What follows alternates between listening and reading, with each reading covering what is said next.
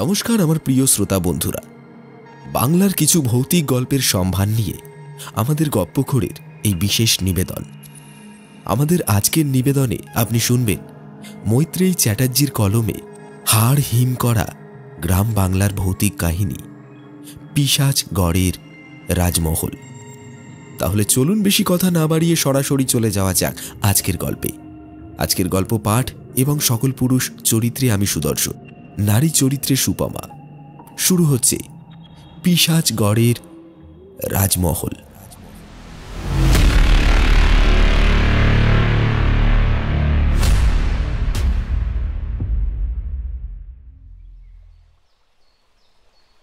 পরপর কয়েকদিনের ছুটি পেয়ে সুবর্ণ চন্দনকে বলল, ভাই, তোকে তো আমাদের রায়গড়ের বাড়িতে নিয়ে যাওয়া হয়নি। এবার আর অন্য কোথাও না গিয়ে বাড়িতেই যাওয়ার কথা ভাবছি। বহুদিন সেখানে যাওয়া হয়নি, তাছাড়া জরুরি কাজে জ্যাঠাবাবুও ডেকে পাঠিয়েছেন। তোর কোনো আপত্তি নেই তো? আরে আপত্তি কিসের রে, এই সুযোগ হাতছাড়া করা যায় নাকি? যেদিন বলবি সেদিনই চলে যাব। এরপর একটা শুভ দিন দেখে রায়গড়ের উদ্দেশ্যে রওনা দিল চন্দন আর সুবর্ণ। তারা যখন রায়গড়ে এসে পৌঁছল তখন দুপুর গড়িয়ে গেছে। সুবর্ণ রায়গড়ের রাজপরিবারের ছেলে, সকলেই তার বাবা জ্যাঠাকে রাজা হিসেবে মানে। চারপাশে সবুজে ঘেরা গ্রাম্য পরিবেশ, ফসলের ক্ষেত, খামার, জমির আলপথ, ধানের গোলা, পাক পাখালি, গাছগাছালি, বনভূমি, স্বচ্ছ নির্মল আকাশ, মুক্ত বায়ু, মেঠো পথ, সব মিলিয়ে রায়গড়ের সৌন্দর্য অপরিসীম। রায়রাজাদের নাম অনুসারেই এই অঞ্চলের নাম রায়গড় হয়েছে।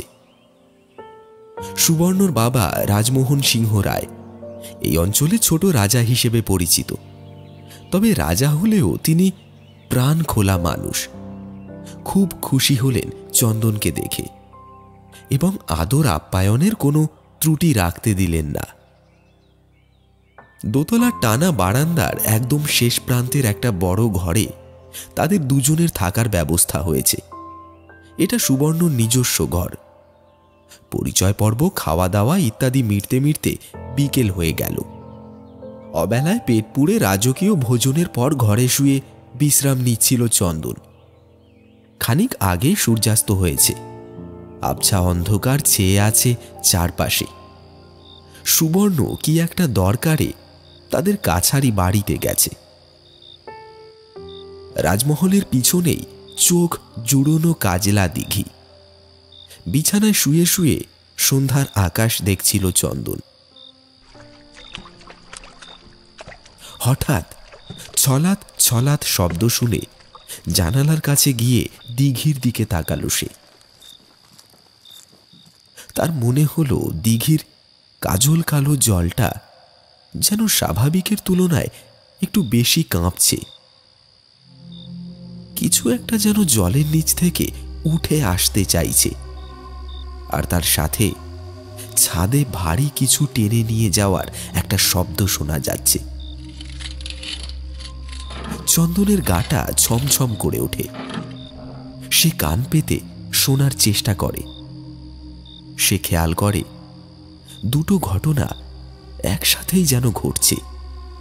খুব দ্রুত ঘর থেকে বেরিয়ে যায় চন্দন। সুবর্ণ এখনো আসেনি। পাশেই ছাদে যাবার সিঁড়িটা তেতলায় উঠে গেছে। ওপরে যাবে কি যাবে না ভাবতে ভাবতে কোথা থেকে যেন সুবর্ণ এসে গেল। চন্দনকে ঘরের বাইরে দাঁড়িয়ে থাকতে দেখে একটু অবাক হলো সুবর্ণ। চন্দন দিঘির ব্যাপারটা চেপে রেখে শুধু ছাদের ঘটনাটা তাকে জানালো। সুবর্ণ বলল, কই, আমি তো কিছু শুনতে পাচ্ছি না। তবে তুই যখন বলছিস চল একবার ছাদটা দেখে আসি গে।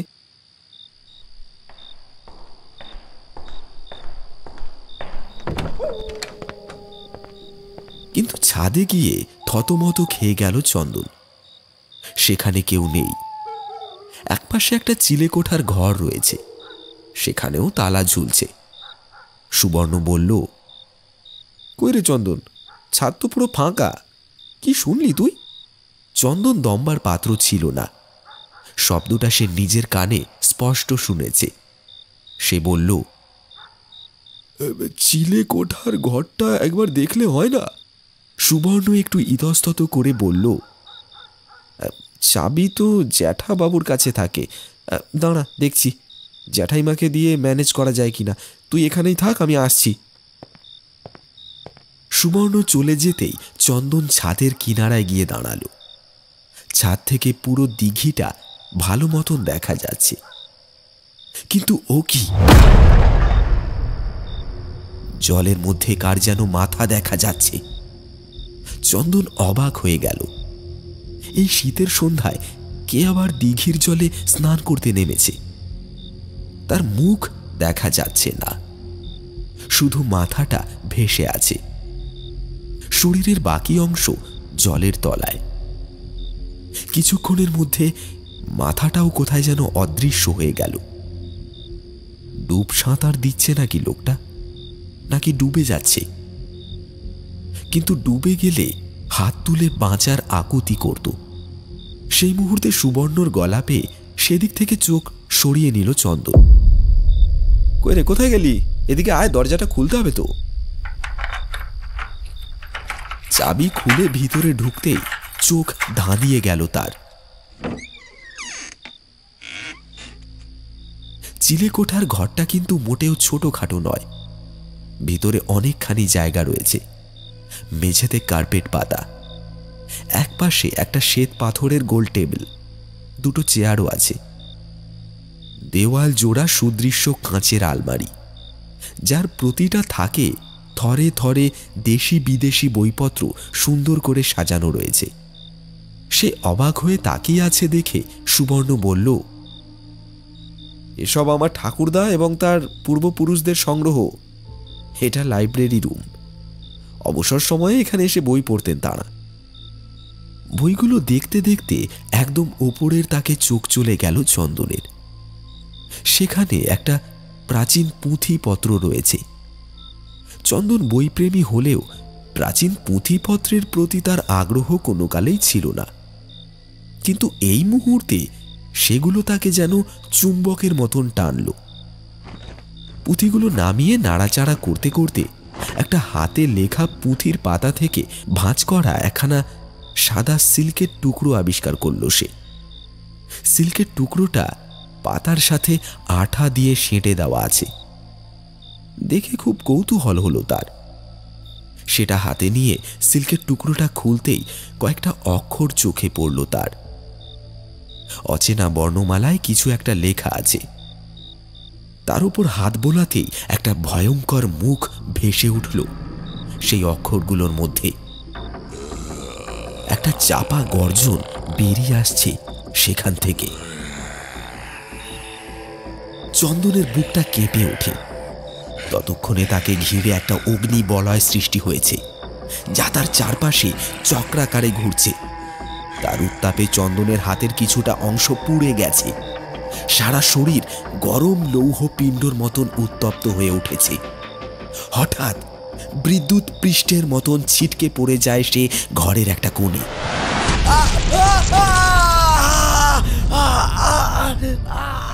তারপর যন্ত্রণায় ছটফট করতে থাকে। ভয়ে চিৎকার করে ওঠে সুবর্ণ। এই চন্দন কি হলো তোর? কি হয়েছে? ভয়ে চিৎকার করে ওঠে সুবর্ণ। চন্দন আর সুবর্ণ ভয়ার্ত চোখে তাকিয়ে থাকে সেই পুঁথিটার দিকে। ততক্ষণে সেই খোলা পৃষ্ঠাটা আপনা থেকেই বন্ধ হয়ে গেছে।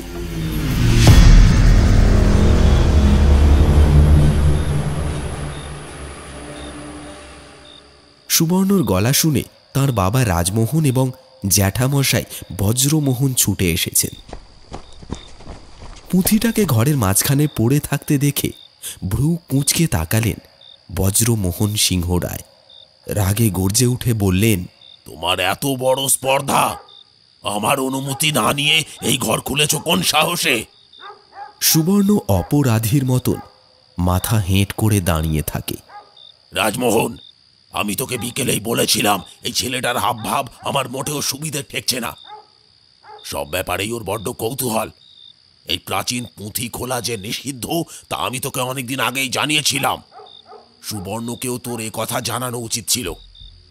প্রাচীনকালে পূর্বপুরুষদের লেখা এইসব পুঁথিপত্রের সাথে তাঁদের আনন্দ, বেদনা, দীর্ঘশ্বাস, অভিশাপ, আবেগ, উদ্বেগ এসব কিছু মিশে রয়েছে।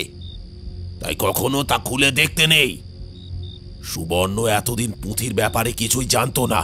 সিংহরায় বংশের উত্তরাধিকার হয়েও আজ অবধি ওই পুঁথি খোলা তো দূরের কথা, কখনো ছুঁয়েও দেখেনি। আর বাইরের ছেলে হয়ে চন্দনের এই ঘরে ঢুকে পুঁথিটা খুলে দেখার স্পর্ধা হলো কি করে? ওই যে সুবর্ণকে উস্কেছে তা বোঝাই যাচ্ছে। আহা দাদা, তুমি একটু থামো। রাজমোহন তাকে শান্ত করার চেষ্টা করে ব্যর্থ হলেন। সুবর্ণ নীরব থাকে। চন্দন যে তার সম্মতি নিয়েই পুঁথিতে হাত দিয়েছে, জ্যাঠাবাবুকে সে কথাটা জানানোর প্রয়োজন মনে করে না সে। ছোট থেকেই এই লোকটাকে সুবর্ণ এড়িয়ে চলে। আজও তাই নিরুত্তর থাকে সে। চন্দন বুদ্ধিমান ছেলে। সে সুবর্ণর এই নীরব প্রতিক্রিয়ায় একটুও চমকায়নি। জ্যাঠাবাবুর অপমান হজম করে নিয়েছে। সে এই বাড়িতে পা দিয়েই মাত্র কয়েক ঘন্টার মধ্যেই অনেক কিছু বুঝে নিয়েছে। এই জ্যাঠাবাবু লোকটি প্রভাবশালী এবং বদমেজাজি প্রকৃতির, তাই বাড়ির সকলেই তাকে এড়িয়ে চলে। খুব প্রয়োজন না পড়লে রাজমোহন নিজেও তার দাদার মুখোমুখি হতে চান না। সুবর্ণ এতক্ষণ চুপ করে দাঁড়িয়েছিল।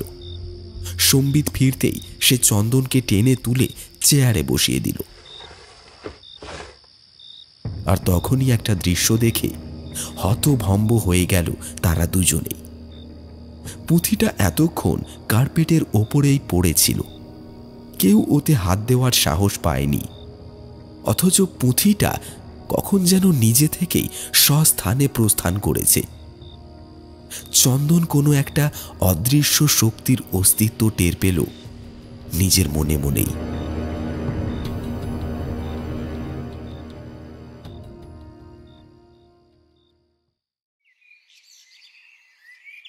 পরের দিন সাত সকালে গামছা কাঁধে, মুখে নিমের দাঁতন ঠেকিয়ে খিড়কির দরজায় দাঁড়িয়েছিল চন্দন। বাড়ির ভৃত্য, খাজাঞ্চি, রাঁধুনি, কর্মচারী সকলেই রাজমহলের এই অংশটায় থাকে। এখান থেকে মাত্র কয়েক পা এগোলেই কাজলা দিঘি। এরা সকলেই ওই দিঘির জলে স্নান করে। সুবর্ণ এখনো ওঠেনি। দিঘির দিকে এক দৃষ্টে তাকিয়ে চন্দন গতকালকের সেই হাড় হিম করা ঘটনাটার কথা ভাবছিল। এমন সময় রাজমোহন এসে বললেন, তুমি উঠে পড়েছ বাবা, হাতের মলমটা সময় মতন লাগিয়ে নিও। একটু পরে কবরেজ মশাই আসবেন, আমি ওনাকে খবর দিয়েছি। দাদার কথায় কিছু মনে করো না যেন, উনি সংস্কারী মানুষ তো, তাই একটু বেশি মেজাজি। চন্দনের খুব ইচ্ছে ছিল দিঘির জলটা ছুঁয়ে দেখার। মুখ ধোবার আছিলায় ভৃত্যদের সাথে কিছু কথাবার্তা বলতে চেয়েছিল, কিন্তু রাজমোহন এসে পড়ায় ঝট করে ইদারার জলেই মুখ হাত ধুয়ে নিল সে। তারপর গামছায় মুখ মুছে বলল, না কাকাবাবু, কিছু মনে করিনি। জ্যাঠাবাবু মান্যগণ্য মানুষ, রায়গড়ের বড় রাজা বাবু। উনি যা বলেছেন রাজবাড়ির ভালোর জন্যই বলেছেন। তবে পুঁথিটা নিষিদ্ধ জানলে আমি কখনোই হাত দিতাম না। ধৃষ্টতা মাফ করবেন কাকাবাবু। চন্দন হাত জোর করে ক্ষমা চাইল। রাজমোহন তাকে আশীর্বাদ করে চলে গেলেন। রাজমোহনকে দেখে ভৃত্য আর কর্মচারীরা তটস্থ হয়ে তফাতে দাঁড়িয়েছিল। উনি চলে যেতেই যেন ধরে প্রাণ এলো তাদের। পুরনো কর্মচারীদের মধ্যে সবচেয়ে বয়োজ্যেষ্ঠ হলেন বৃন্দাবন বাবু। কিছু প্রশ্ন করার জন্য চন্দন তার দিকে এগিয়ে গেল। আচ্ছা বৃন্দাবন কাকা, এই দিঘির জলে কি আপনি সকাল বিকেল রোজ দুবেলায় স্নান করেন? কারণ কাল বিকেলে যেন মনে হলো আপনাকে স্নান করতে দেখলাম। বৃন্দাবন বাবু চমকে উঠলেন চন্দনের কথা শুনে। তার চোখের তারায় একটা ভয়ের ছাপ লক্ষ্য করল চন্দন। ঠিক জায়গায় টোপটা ফেলেছে সে, এটাই দেখতে চেয়েছিল। বৃন্দাবন বাবু কোনো মতে ঢোক গিলে বললেন, বিকেলের পর আমরা কেউ আর ওই দিঘির জলে স্নান করতে নামি নে বাবা। ওখানে তখন তেনারা রাজত্ব করে। চন্দন থতমত খেয়ে গেল। তেনারা রাজত্ব মানে? বৃন্দাবন বাবু এদিক ওদিক তাকিয়ে কি যেন দেখে নিয়ে চাপা স্বরে বললেন, পিশাচের রাজত্ব গো, জল পিশাচের। মানে কি বলতে চাইছেন? এক রাক্ষস আছে গো দাদা বাবু ওই জলের নিচে। সকালে তেনাকে মোটেও দেখা যায়নি, ঘুমিয়ে থাকে, কিন্তু বিকেল গড়ালেই ওনার মাথাখানা জলের ওপর ভেসে ওঠে। সূর্যি ডুবি গেলে একটু একটু করে যখন সন্ধে হতে শুরু করে, তেনার মাথাখানাও ততই উঁচু হতে থাকে।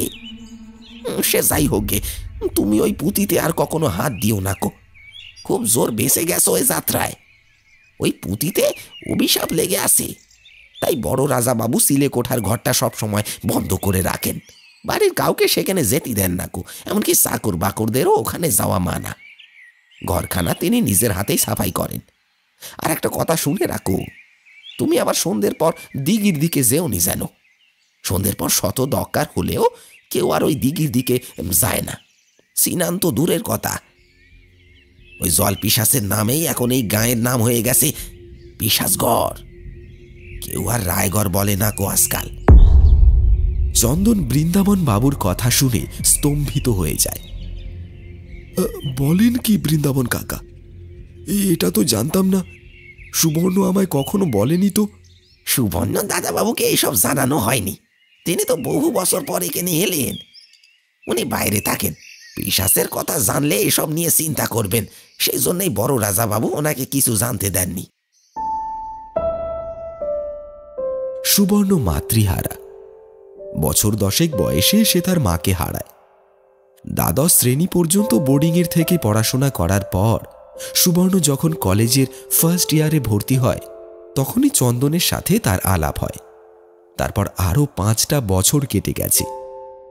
চন্দন ভেবে অবাক হয়ে গেল যে এর মধ্যে সুবর্ণর কি নিজের বাড়ি যাওয়ার ইচ্ছে একবারও হয়নি, নাকি পিশাচের ভয়ে তাকে বাড়িতে যেতে দেওয়া হয়নি। আর সুবর্ণর বাবা রাজমোহন, তিনিও কি ছেলেকে নিজের কাছে রাখতে চাননি? পিশাচের ব্যাপারটা বেশ খটকা লাগে চন্দনের। এছাড়াও সুবর্ণর জ্যাঠাবাবু পূর্বপুরুষদের ব্যবহৃত পাঠাগার রক্ষণাবেক্ষণের জন্য প্রতিদিন নিজের হাতেই চিলেকোঠা সাফাই করেন। এই ব্যাপারটাও তার কাছে খুব আশ্চর্যের লাগে। একটু খোঁজ খবর তাকে নিতেই হবে। কিন্তু সুবর্ণটা যা ঘুম কাতুরে, এখনো ওঠার নাম নেই। উঠলে সবকিছু ক্লিয়ার করে নেবে। ওদিকে বৃন্দাবন বাবু আরো কিছু বলতে যাচ্ছিলেন, হঠাৎ ছাদের দিকে তাকিয়ে ব্যস্ত পায় সেখান থেকে চলে গেলেন। চন্দন লক্ষ্য করল সকালে রোদে মাটিতে কারোর একটা ছায়া পড়েছে। বৃন্দাবনের চোখে মুখে ত্রস্ত ভাব দেখেই সে বুঝে গেছে ওটা কার ছায়া। তবুও ঘাড় ঘুরিয়ে ওপর দিকে তাকাতেই চন্দন টের পেল জ্যাঠাবাবু কটমট করে চেয়ে আছেন তার দিকে।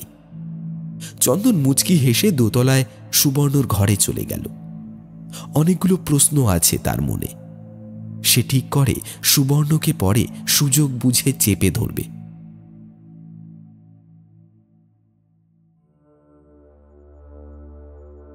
সেদিন বিকেলে সুবর্ণর সাথে গোটা গ্রামটা ঘুরে ঘুরে দেখল চন্দন। গ্রামবাসীদের মধ্যে একটা চাপা উত্তেজনা আর আতঙ্ক রয়েছে। নানান কানাঘুষো কানে এলো ওই জল পিশাচকে নিয়ে। তবে গ্রামবাসীরা শুধু কাজলা দিঘির ওই জল পিশাচের কথাই জানে, অথচ রাজবাড়ির পুঁথি কিংবা অন্দরমহলের খবর কেউ কিচ্ছু জানে না। কাজলা দিঘিটা গায়ের সীমানার কাছে এসে কোনো নাম না জানা নদীতে মিশেছে, তাই গ্রামবাসীদের ধারণা ওই পিশাচ সেই বড় নদীর গর্ভ থেকে উঠে তাদের গায়ের কাজলা দিঘিতে বাসা বেঁধেছে। গ্রামবাসীদের কাছে পিশাচের কথা শুনে চন্দনের চোখের সামনে পুঁথির মধ্যে দেখা সেই ভয়ঙ্কর পৈশাচিক মুখটা ভেসে উঠল। একটা পুঁথির ভিতর থেকে কিভাবে ওই মুখ আর নরকীয় গর্জন ভেসে আসতে পারে, অথচ ওই নিষিদ্ধ পুঁথির পাতাটাই তার হাত পুড়িয়ে দিয়েছে। অর্থাৎ বিরাট কোনো রহস্য লুকিয়ে আছে ওই পুঁথির ভিতরে। সেটাই তাকে উদ্ঘাটন করতে হবে। সুবর্ণ রাজপরিবারের ছেলে হয়েও বড়ই সহজ সরল, তাকে যা বোঝানো হয় সেটাই সে বোঝে। কিন্তু হঠাৎ করে এই গায়ের নাম কেন লোকের মুখে পিশাচগড় হয়ে গেছে, বা দিঘির জলে আদৌ কোনো পিশাচ আছে কি না, তা নিয়ে বিন্দুমাত্র মাথা ব্যথা নেই ওর। সুবর্ণ বলল, হ্যাঁ চন্দন, ওই পুঁথির ব্যাপারটা কিছু বুঝলি? গতকাল তোর সাথে যা ঘটে গেছে, এরপর তো চুপ করে বসে থাকা যায় না। এমন একটা পুঁথি যে বাড়িতে থাকতে পারে তার কোনো ধারণাই আমার ছিল না। তাছাড়া ওই সাদা সিল্কে কি লেখা ছিল সেটাও তো বোঝা গেল না। এতক্ষণ গভীর চিন্তায় মগ্ন হয়েছিল চন্দন। সুবর্ণর প্রশ্নটা শুনে কিছুটা নিশ্চিন্ত হল। যাক, অন্তত পুঁথির ব্যাপারে সুবর্ণর জানার আগ্রহ আছে তাহলে। চন্দন আজ ইন্টারনেট সার্চ করে পুরনো কিছু লিপি খুঁজে বের করেছে। সিল্কের টুকরোয় কি লেখা ছিল তার এক বর্ণ বুঝতে না পারলেও ওগুলোর আকার আকৃতি কিছুটা মনে ছিল তার। সেগুলো মিলিয়ে দেখে ওর ধারণা হয়েছে পুঁথিতে সম্ভবত ব্রাহ্মী লিপিতে কিছু লেখা আছে। চন্দন বলল, সুবর্ণ, কি লেখা আছে তা জানার আগে তোকে খবর নিতে হবে তোদের পূর্বপুরুষদের কেউ প্রাচীন লিপিতে লিখত কিনা, যেমন ধর ব্রাহ্মী লিপি কিংবা খরষ্টি লিপি ইত্যাদি। আচ্ছা ঠিক আছে, বাবা কাছারি বাড়ি থেকে ফিরুক, জিজ্ঞেস করে তোকে জানাবো। এখন সন্ধে হয়ে গেছে, চল বাড়ি চলে যাই, নইলে জ্যাঠাবাবু আবার রাগ করবেন। তুই যা, আমি একটু পরে যাচ্ছি। পরে সব জানতে পারবি। কেউ আমার খোঁজ করলে কিছু একটা বলে দিস। তবে তোর জ্যাঠাবাবু তো এখনো কাছারিতেই আছেন, চিন্তা কি, আমি একটু পরেই চলে আসব। সুবর্ণ অবাক হয়ে গেল চন্দনের কথা শুনে। সুবর্ণ মাথা নেড়েই চলে গেল। সুবর্ণ চলে যেতেই দিঘির দিকে চলে গেল চন্দন। বৃন্দাবন কাকা সকালে যা বলেছেন সেটা চাক্ষুষ দেখতেই সে এসেছে। চন্দন লক্ষ্য করে দেখল চারপাশের পরিবেশটা কেমন যেন থম মেরে গেছে। গাছের পাতা অবধিও নড়ছে না, অথচ একটু আগেও জোরে হাওয়া দিচ্ছিল। হঠাৎ ঘাড়ের কাছে একটা ঠান্ডা নিঃশ্বাস পড়তেই চমকে উঠল সে। কাতর কণ্ঠে কোনো এক নারী বলছে, মুক্তি চাই। তবে শব্দটা শুনে চন্দন ঘাবড়াল না।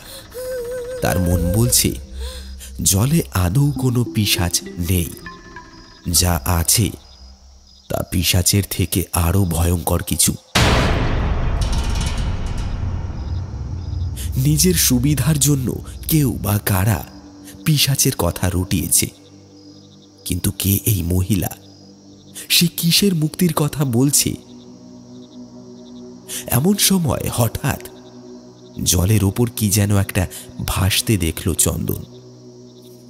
মেঘ এসে চাঁদের আলোকে ঢেকে দিয়ে যাচ্ছে বারবার। তার মধ্যেই একটা হাড় হিম করা দৃশ্য দেখে চন্দন বোবা হয়ে গেল। একটা বিরাট লোহার ট্রাঙ্ক ভেসে উঠেছে, আর তার মধ্যে শুয়ে আছে একটা পচা গলা নারীর দেহ। সেখান থেকে একটা ছায়ামূর্তি বেরিয়ে এসে কাতর স্বরে বলছে, আমায় মুক্তি দাও। ঠিক সেই মুহূর্তে চন্দন হঠাৎ একটা পায়ের শব্দ পেয়ে গাছের আড়ালে লুকিয়ে পড়ে। ইতিমধ্যে ছায়ামূর্তিটা অদৃশ্য হয়ে গেছে। একটা লোক হেঁটে দিঘির দিকে এগিয়ে আসছে। লোকটার খালি গায়ে কালো রঙের উত্তরীয়, গলায় রুদ্রাক্ষের মালা, কপালে তিলক, আর পরনে একটা কালো ধুতি। পায়ে পাদুকাও রয়েছে। সারা গায়ে কি সব আঁকি বুকি কাটা তার। মাথার বাবরি চুল ঘাড় ছাড়িয়ে নেমে গেছে পিঠের ওপরে। চেহারাটা ভীষণ চেনা, কিন্তু মুখটা দেখা যাচ্ছে না। তার নাক মুখ দস্যুর মতন কালো কাপড়ে বাঁধা রয়েছে। শুধু ধূর্ত শিয়ালের মতন তার চোখ দুটো বেরিয়ে আছে বাইরে। চন্দন নিঃশ্বাস বন্ধ করে দাঁড়িয়ে থাকে। লোকটা পাদুকা দুটো ঘাটের ধারে খুলে রেখে হাতে কমণ্ডলু নিয়ে তরতরিয়ে জলে নেমে যায়। তারপর এক বুক জলে দাঁড়িয়ে বিচিত্র ভাষায় অদ্ভুত কিছু মন্ত্রোচ্চারণ শুরু করে।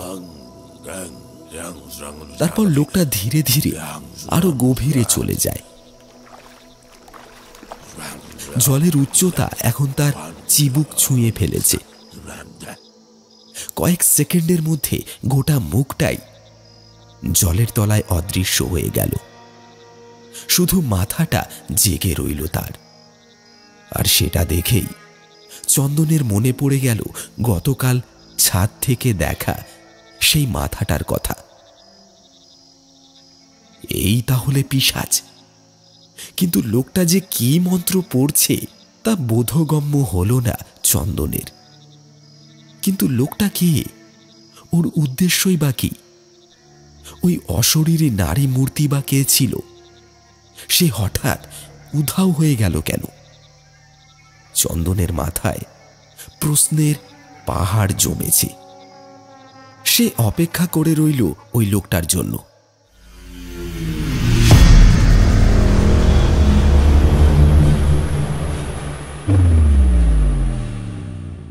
শুনছেন পিশাচগড়ের রাজমহল। গল্পটি এখনো পর্যন্ত যদি আপনার ভালো লেগে থাকে তাহলে একটি লাইক দিয়ে চ্যানেলটি সাবস্ক্রাইব করতে ভুলবেন না। তাহলে চলুন শোনা যাক এই গল্পের পরবর্তী অংশ।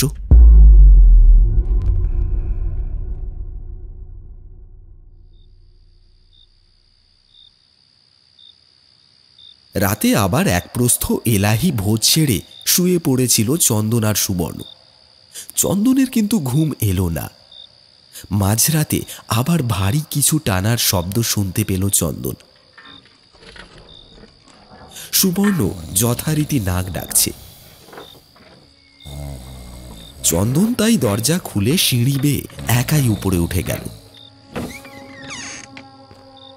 সেখানে গিয়ে সে যা দেখল তাতে তার ভিড়মি খাওয়ার জোগাড় হল।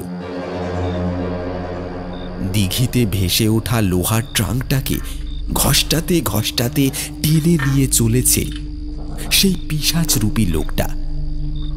চন্দন জানে ওই ট্রাঙ্কে কি আছে, কিন্তু সুবর্ণদের পরিবারের সাথে এদের দুজনের যোগসূত্র কোথায়?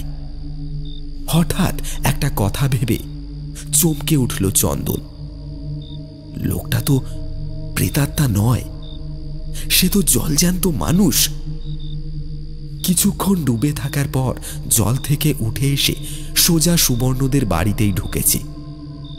অথচ চন্দন বাড়ি ফিরে তন্ন তন্ন করে খুঁজেও লোকটাকে দেখতে পায়নি।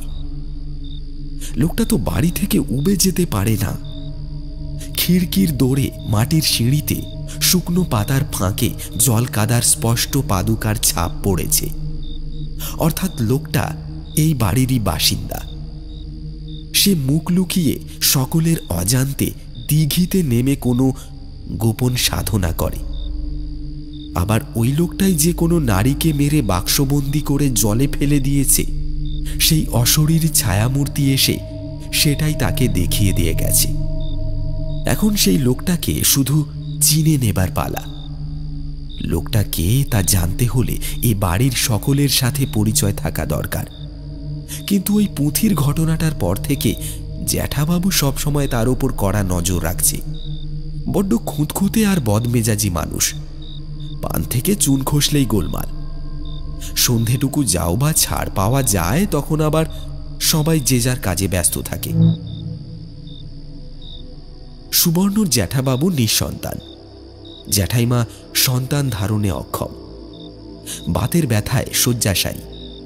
সুবর্ণ মাতৃহীন, তাই জ্যাঠাইমা তাকে সন্তান তুল্য স্নেহ করেন। সুতরাং রাজপরিবারের সদস্য সাকুল্যে এই কয়জন মাত্র। বাকিরা সব ভৃত্য খাসানামা, লেঠেল, খাজাঞ্চি, সেরেস্তার কর্মচারী এবং কিছু আশ্রিত লোকজন। কিন্তু জ্যাঠাবাবু ওদের কারোর কাছেই ঘেঁষতে দিতে চান না। এত কড়া নিয়মের কারণ কি? লোকটা ওই আশ্রিতদের মধ্যে কেউ নয় তো? ভেবে কুল কিনারা করতে পারে না চন্দন। হঠাৎ ছাদের সিঁড়িতে কারোর পায়ের শব্দ পেয়ে চন্দন সাবধান হয়ে যায়। খটাস খটাস করে খড়মের শব্দটা নিচ থেকে ক্রমশ উপরের দিকে উঠে আসছে। শব্দটা তার খুবই চেনা। এই কিছুক্ষণ আগেই কাজলা দিঘির ঘাটে শব্দটা সে শুনেছে। তার মানে লোকটা এবার সত্যি ছাদে আসছে। কিন্তু কেন? চন্দন দ্রুত চিলেকোঠার পিছনে আত্মগোপন করে নেয়। মুহূর্তেই ঘর খোলার শব্দ কানে আসে।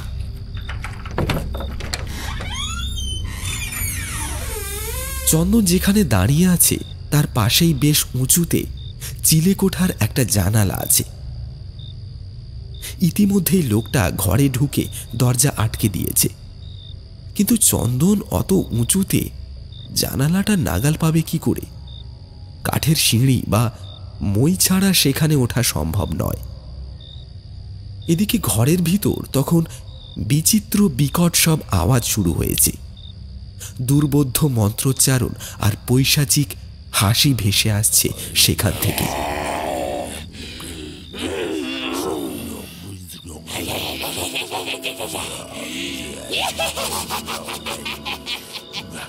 ততক্ষণে সুবর্ণ ছাদে উঠে এসেছে। চন্দন তাকে ইশারায় চুপ করে থাকতে বলল। আর তখনই উল্টো দিকের দেওয়ালের গায়ে রাখা সেই লোহার ট্রাঙ্কটার দিকে চোখ চলে যায় চন্দনের। কিন্তু এ কি? ট্রাঙ্কটা কোথা থেকে এলো? একটু আগেই সে অতীতে ঘটে যাওয়া যে দৃশ্যটার ছবি দেখেছে সেসব তো ওই অশরীরীর সাথে অদৃশ্য হয়ে গেছে।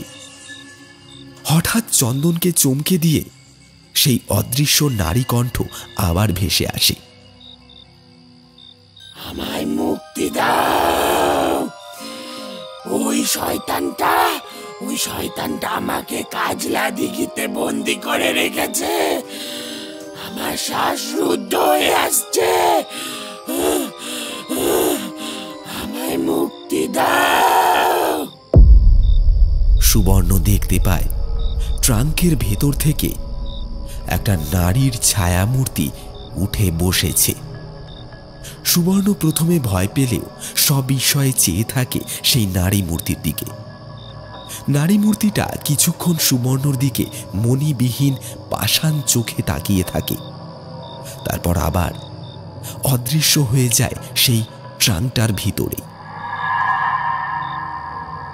সুবর্ণর চোখ থেকে অশ্রু ঝরে পড়ছে। সে নীরবে কেঁদে চলেছে। চন্দন সুবর্ণর কাঁধে হাত রেখে বলল, মনকে শক্ত কর সুবর্ণ, এই যুদ্ধে তোকে জিততেই হবে। উনি আমাদের ইঙ্গিত দিয়ে গেলেন।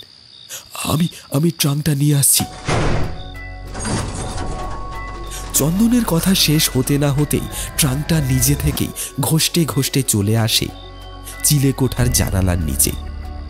তারপর সেটা আপনা আপনি মাটি থেকে উঠে সোজা হয়ে দাঁড়িয়ে পড়ে। চন্দন সেই মহান আত্মার উদ্দেশ্যে প্রণাম জানিয়ে ট্রাঙ্কে উঠে দাঁড়ায়। সেখান থেকে চিলেকোঠার ভিতরটা স্পষ্ট দেখা যাচ্ছে। লোকটা এখন সেই বিচিত্র পোশাক ছেড়ে সাধকের বেশে বসে আছে। এখন তার মুখটা স্পষ্ট দেখা যাচ্ছে। সে মাটিতে বসে একটা তেপায়া স্ট্যান্ডের ওপর একটা লাল শালু কাপড় পেতে সেই পুঁথিটাকে রেখে ব্রাহ্মী লিপিতে লেখা পিশাচ আহ্বানের মন্ত্র পড়ছে। তবেই কোনো দুরহ ভাষায় নয়, কর গুণে সহজ ভাষাতেই মন্ত্রোচ্চারণ করছে। ওম আইম হ্রিম ক্লিম মহাপিশাচ লিখে স্বাহা। বারবার মন্ত্রোচ্চারণের পর অবশেষে একটা ধোঁয়ার কুণ্ডলীর সৃষ্টি হলো চিলেকোঠার ঘরে। তারপর তার ভিতর থেকে বেরিয়ে এলো এক কুৎসিত ভয়ঙ্কর দর্শন কৃষ্ণবর্ণ পিশাচ, যার ক্রুদ্ধ রক্তচক্ষু, মাথার সূচালো শিং আর সদন্ত দেখে সাধক নিজেই ভয় পেয়ে গেল। তার শরীরটা যেন জ্বলন্ত একটা অঙ্গার। একটা অগ্নিবলয় সৃষ্টি হয়েছে তার চারপাশে। অদ্ভুত একটা চাপা গর্জন ভেসে আসছে তার কণ্ঠ থেকে। তবে এই মুহূর্তে সে তার আহ্বায়কের আজ্ঞাবহ দাস। সাধকের আদেশের অপেক্ষায় হাত জোর করে দাঁড়িয়ে আছে। চন্দনের মনে পড়ে গেল এই মুখটাই সে পুঁথির মধ্যে দেখেছে। সেই শয়তান সাধক নিষিদ্ধ গোপন সাধনার দ্বারা ব্রাহ্মী লিপিতে সিল্কের টুকরোয় পিশাচ আহ্বান মন্ত্র লিখে রেখেছে, যাতে অন্য কেউ পুঁথিটা খুললেই তার সাক্ষাৎ মৃত্যু হয়। প্রাচীন লিপি সম্বন্ধে ধ্যান ধারণা না থাকলেও গুহ সাধনা, তন্ত্রমন্ত্র ইত্যাদি নিয়ে বরাবর আগ্রহ প্রকাশ করে চন্দন। তাই প্রথম দিন সেই পুঁথি দেখে তার ধারণা হয়েছিল প্রয়াত পূর্বপুরুষদের কেউ তন্ত্রমন্ত্র বা কালা জাদু এইসব জানতেন, আর তিনি ব্রাহ্মী লিপিতে লিপিবদ্ধ করে গেছেন। কিন্তু সেই পৈশাচিক মুখ দেখে আগুনের আঁচে সর্বাঙ্গ জ্বলন শুরু হতেই চন্দনের অন্যরকম সন্দেহ হয়। তবে সেদিন অনিবার্য মৃত্যুর হাত থেকে রক্ষা পেয়েছে সে। সেদিন যখন তার সর্বাঙ্গ জ্বলতে শুরু করেছিল, দুটো অপার্থিব হিম শীতল হাত এসে সেই আগুন যেন নিভিয়ে দিয়েছিল। চন্দন বিদ্যুৎ পৃষ্ঠের মতন ছিটকে পড়েছিল ঘরের একটা কোণে। সেদিন ঘটনার আকস্মিকতায় ভাগ্য দেবতাকে ধন্যবাদ দিলেও আজ সে জানে কে তাকে রক্ষা করেছে। চন্দন তাকে মনে মনে স্মরণ করে, আর এই মুহূর্তে চোখের সামনে যে লোকটাকে সে দেখছে, সুবর্ণ তার পরিচয় পেয়েছে খানিকক্ষণ আগেই। এমন সময় আবার মন্ত্রোচ্চারণ শুরু হয়ে যায়। চন্দন দেখল সেই শয়তান সাধক একটা উৎকট মন্ত্র পড়ে পিশাচের চোখের সামনে ধোঁয়ার মতন কিছু একটা ছড়িয়ে দিয়ে বলছে, যাদের মারতে হবে তাদের দেখিয়ে দিলাম, এবার কাজটা সম্পূর্ণ করে আয়। সুবর্ণ সেই শয়তানটাকে দেখে প্রথমে নিজের চোখকে বিশ্বাস করতে পারেনি। তারপর একটু ধাতস্থ হয়ে এক মহাসমরের প্রস্তুতি নিতে প্রাসাদে চলে গেছে। ওদিকে চিলেকোঠায় তখন এক তাণ্ডব নৃত্য চলছে। পিশাচকে সেই শয়তান সাধক যে কাজের জন্য নির্দেশ দিয়েছে, পিশাচ সেই কাজটি অসম্পূর্ণ রেখেই তার কাছে মুক্তির অনুমতি চাইছে। এখনো সময় আছে, আমায় মুক্তি দে। মূর্খ, তোকে কি আমি আমার মুখ দেখাতে ডেকে এনেছি? তোকে ওদের চিনিয়ে দিয়েছি, এবার এক এক করে খতম করে আমার কাছে নিয়ে আয়। কিন্তু পিশাচ শত চেষ্টা করেও সেই আজ্ঞা পালন করতে পারে না। কোনো এক সিদ্ধ তান্ত্রিকের উচ্চ স্তরের সাধনা তার সমস্ত পৈশাচিক ক্রিয়াকলাপে বাধা দিচ্ছে বারবার। তার অলৌকিক ক্ষমতা লুপ্ত হতে চলেছে। পিশাচ সেই শয়তান সাধকের কাছে বারবার তাকে মন্ত্র বলে মুক্ত করার অনুমতি চাইছে। আমায় মুক্ত কর, মুক্ত করে দে, মুক্ত করে দে আমায়। কিন্তু সেই সাধক প্রমাদগণী। তার কানে কোথা থেকে যেন একটা গুপ্ত মন্ত্র ভেসে আসছে। কে যেন তাদের পৈশাচিক কর্মকাণ্ড বন্ধ করে দিতে চাইছে। কার এত সাহস, কার এত ক্ষমতা, কার এত ক্ষমতা? কে কে আমার এই সমস্ত কিছু বন্ধ করে দিতে চাইছে? কে কে? পরিস্থিতি প্রতিকূল দেখে পিশাচকে মুক্ত করার মন্ত্র আওড়াতে শুরু করে সেই সাধক।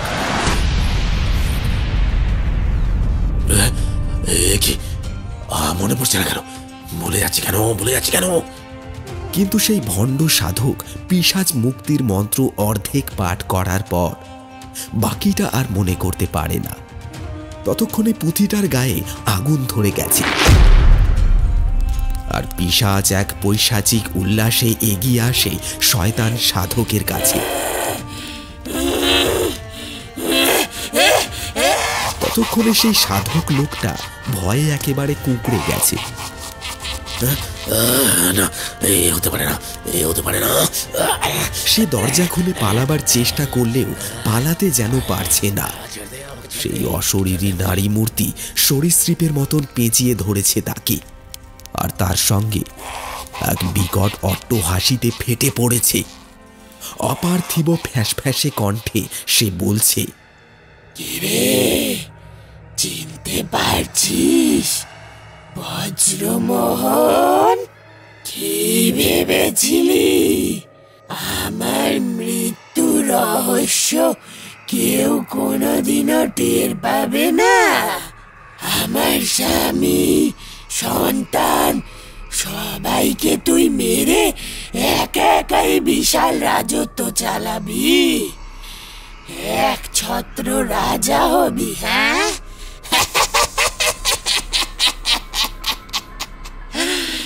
এই দেখ, এই দেখ, তোর মহাসমন উপস্থিত। রাজমোহনের লেঠেলরা ততক্ষণে দরজা ভেঙে ফেলেছে। দরজা দিয়ে প্রবেশ করেছে এক সিদ্ধ পুরুষ। তার চোখ থেকে স্বর্গীয় জ্যোতি নির্গত হচ্ছে। পিশাচটা মুহূর্তেই কোথায় যেন অদৃশ্য হয়ে গেল। বজ্রমোহনের রাজমুকুটটা খুলে রাখা ছিল শ্বেত পাথরের গোল টেবিলে। সেই সিদ্ধ পুরুষ রাজমুকুটটা তুলে নিয়ে রাজমোহনের মাথায় পরিয়ে দিলেন। সঙ্গে সঙ্গে একটা আনন্দের জয়ধ্বনি ওঠে। তখন সেই সিদ্ধ পুরুষকে চিনতে পেরেছেন রাজমোহন। তিনি তার পায়ে লুটিয়ে পড়লেন। কাকাবাবু, আপনি আপনি আপনি কোথায় চলে গেছিলেন? আমি অনেক খুঁজেছি, কিন্তু আপনার কোনো সন্ধান পাইনি। আমার ভাইজি সুলক্ষণার সাথে তোমার বিবাহ দেবার পর থেকেই অশান্তির সূত্রপাত। সুলক্ষণা বুদ্ধিমতী। রাজবধূ হয়ে আসার পর কিছুদিন সব ঠিকঠাক থাকলেও একদিন সে বজ্রমোহনের গুপ্ত সাধনার কথা জেনে যায়। বজ্রমোহন কালো জাদু করে অনেক ক্ষতি সাধন করেছিল। সব কিছু জানার পর তার অসৎকর্মে বাধা দেওয়ায় বজ্রমোহন ক্ষিপ্ত হয়ে সুলক্ষণার ওপর উচাটন বিদ্যা প্রয়োগ করে তাকে শয্যাশায়ী করে দেয়। রাজমোহনকে বলে ও সূতিকা রোগে আক্রান্ত হয়েছে, কিছুদিন পর ঠিক হয়ে যাবে। আমি এসব জানতাম না। যেদিন জানলাম ততদিনে অনেক দেরি হয়ে গেছে। ইতিমধ্যে সুবর্ণকে বোর্ডিংয়ে পাঠিয়ে দিল বজ্রমোহন। আমি সব বুঝতে পেরে একদিন ওকে হুমকি দিলাম। ও লোক লাগিয়ে আমাকে মেরে ফেলতে চেয়েছিল, কিন্তু ওরা আমাকে না মেরে শ্মশানের জঙ্গলে ফেলে আসে। তারপর শ্মশানের সিদ্ধতান্ত্রিকের কাছে তন্ত্র সাধনায় দীক্ষিত হই। সিদ্ধি লাভের কঠিন সাধনায় আত্মনিয়োগ করি নিজেকে। একদিন খবর পেলাম সুলক্ষণা মারা গেছে। ততদিনে শয়তান দোর্দণ্ড প্রতাপ ব্রজমোহন পিশাচ সিদ্ধ ভণ্ড তান্ত্রিকে পরিণত হয়েছে। বজ্রর নিজস্ব একটা টি এস্টেটও ছিল। একদিন রাজমোহনকে এস্টেটের কিছু কাজ দিয়ে আসামে পাঠানো হয়। এসবই বজ্রর কারসাজি। তার অনুপস্থিতিতে সুলক্ষণাকে মেরে ওই লোহার বাক্সে বন্দি করে দিঘির জলে ভাসিয়ে দেয়। রাজমোহন ফিরে এলে তাকে জানানো হয় রোগে ভুগে মানসিক বিকারগ্রস্ত সুলক্ষণা জলে ডুবে আত্মহত্যা করেছে। অনেক তল্লাশি চালিয়েও তার দেহ পাওয়া যায়নি কোথাও। রাজমোহন বারবার বজ্রমোহনকে যথেষ্ট ভয় পায় এবং বিশ্বাসও করে। সেই সুযোগটাই কাজে লাগিয়েছে সে। চালপোড়া আর বন্য পশুর রক্ত দিয়ে সিল্কের কাপড়ে ব্রাহ্মী লিপিতে পিশাচ আহ্বান মন্ত্র লিখে পিশাচকে জাগিয়ে তুলেছিল। প্রতিদিন সন্ধ্যের পর জলের তলায় এক বিচিত্র সাধনা করত বজ্রমোহন। শ্বাস প্রশ্বাস আটকে দুরহ মন্ত্রোচ্চারণের মাধ্যমে সেই সাধনা করতে হতো কোনো নারীর মৃতদেহের ওপর পা রেখে। আজ সেই সাধনার শেষ দিন। সেই পিশাচ আজ তাই তার আহ্বায়কের ডাক শুনে পুঁথি থেকে বেরিয়ে এসেছে। তার এই গুপ্ত সাধনা গায়ের কেউ যাতে টেন না পায়, তাই প্রতিদিন সন্ধ্যার পর এক জল পিশাচ উঠে আসার মিথ্যে কাহিনী রটিয়ে গ্রামবাসীদের দূরে রেখেছিল সে। রাজমোহনকেও সেই পিশাচের ভয় দেখিয়েই সুবর্ণকে তার থেকে বহু দূরে সরিয়ে রাখে। সুলক্ষণার মরদেহ একসময় কঙ্কালে পরিণত হয়, তবু তার বুকে পা দিয়ে এত বছর সে নিকৃষ্ট সাধনা চালিয়ে গেছে ওই শয়তান বজ্রমোহন। সাধনা সম্পূর্ণ হলেও সুবর্ণ আর রাজমোহনকে একসাথে শেষ করার পরিকল্পনা ছিল তার। তাই এত বছর পর হঠাৎ নিজেই সুবর্ণকে খবর দিয়ে রায়গড়ে ডেকে এনেছে। আছিলা একটাই, তাকে রাজকুমার হিসেবে দায়িত্ব দেবে। কিন্তু রাজমোহন, তুমি তার এই ভয়ানক পরিকল্পনার বিন্দু বিসর্গ জানতে পারোনি। এদিকে চন্দন যে সুবর্ণর সাথে এ বাড়িতে আসতে পারে তা বজ্রমোহনও ভাবতে পারেনি। চন্দন এসে বজ্রমোহনের কীর্তিকলাপ আঁচ করতে পারে। তাই পিশাচ আহ্বান করে সুবর্ণ আর রাজমোহনের সাথে চন্দনকেও মেরে ফেলার নির্দেশ দেয়। সুলক্ষণার আত্মা ওই বাক্সেই বন্দী হয়ে আছে এত বছর ধরে। আজই তার মুক্তি ঘটবে। কাকাবাবুর মুখে সমস্ত ঘটনাটা শুনে সকলেই স্তব্ধ হয়ে দাঁড়িয়ে থাকে। এমন সময় হঠাৎ সকলকে চমকে দিয়ে সুবর্ণ তলোয়ার হাতে গর্জে ওঠে। ওরে শয়তান পাপিষ্ট বজ্রমোহন, তুই আমাকে মাতৃহারা করেছিস। তোর মরণ আজ আমার হাতে। সুবর্ণ তলোয়ার উঠিয়ে বজ্রমোহনের মুন্ড ছেদ করতে উদ্যত হল। সুবর্ণ দাদামশাই আচার্য হরনাথ তাকে সেই কাজ থেকে নিবৃত্ত করে বললেন, শান্ত হও খোকা। কালচক্র আর নিয়তিকে খণ্ডানো যায় না কখনো। কালের নিয়মে ওই পাপিষ্ঠ নিজের সমন নিজেই ডেকে এনেছে। ওই দেখো, সে আসছে সে। সেই অদৃশ্য হয়ে যাওয়া ভয়ঙ্কর দর্শন পিশাচ পৈশাচিক হাসির সাথে বজ্রমোহনকে গ্রাস করতে এগিয়ে আসছে। এবার আর তার নিস্তার নেই। না না না না, এ হতে পারে না। না না না, আমায় বাঁচাও, আমায় বাঁচাও, আমায় বাঁচাও আমায়। পিশাচকে ডাকার পর তাকে মুক্ত করতে না পারলে পিশাচ তার আহ্বায়ককে মেরে সেই দেহ ধারণ করে নেয়। কথাটা বলেই আচার্য হরনাথ খোলা ছাতে তার ঝোলায় থাকা উপাচার সাজিয়ে সাধনায় বসে গেল। এমন সময় সকলেই চোখের সামনে দেখল এক ভয়াবহ দৃশ্য। সেই পিশাচ ছুটে এসে বজ্রমোহনের বুক থেকে এক খাবলা মাংস তুলে খেতে শুরু করে দিল। না না না না, তার মৃত্যুকাল উপস্থিত হয়েছে। পিশাচের পোষা রাতচরা পাখির দল এসে নরকীয় উল্লাসে তার সারা গায়ে ঠোকরাতে শুরু করেছে। পিশাচ একটু একটু করে বজ্রমোহনের শরীরটাকে গ্রাস করে নেয়। তার গগন বিদারী শেষ আর্তনাদটুকু চাপা পড়ে যায় হাড় চেবানোর কটকট শব্দ আর সেই রাতচরা পিশাচ পাখিদের উল্লাসের আড়ালে।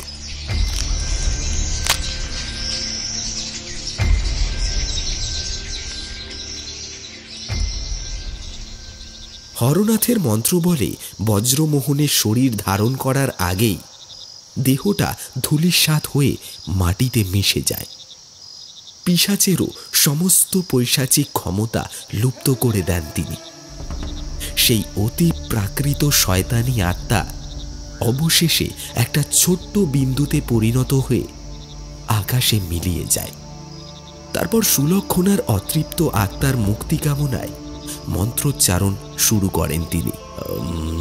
ইতিমধ্যেই সময়ের নিয়মে সুলক্ষণার দেহটা আবার সেই বাক্সবন্দী হয়ে গেছে। সাধনার শেষ মন্ত্রপুত জল ছিটিয়ে সুলক্ষণাকে মুক্তি দিলেন তিনি। যাবার মুহূর্তে প্রিয়জনদের বিদায় জানিয়ে সুলক্ষণার ধোঁয়াটে অবয়বটা ধীরে ধীরে সেই বাক্স থেকে বেরিয়ে হাওয়ায় মিলিয়ে গেল। সুবর্ণ, রাজমোহন, চন্দন সকলেই অশ্রু সজল চোখে তাকিয়ে থাকে সেই দিকে।